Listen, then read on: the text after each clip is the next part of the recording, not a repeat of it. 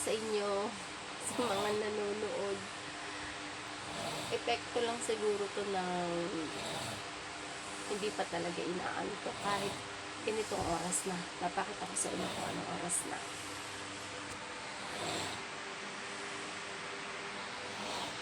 Ayan, so mag-alas 2 na ng umaga. Ngayon, si Itang kasi tulog na tulog. Papakita ko siya sa inyo.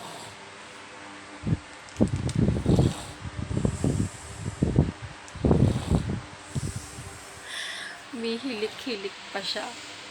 Ngayon, may naisip lang ako na kalokohan. Hindi ko alam kung magagalit to pag ginawa ko. Eto guys, wait lang. Eto nga, kumakain nga ako. Nagutom ako. Wait lang.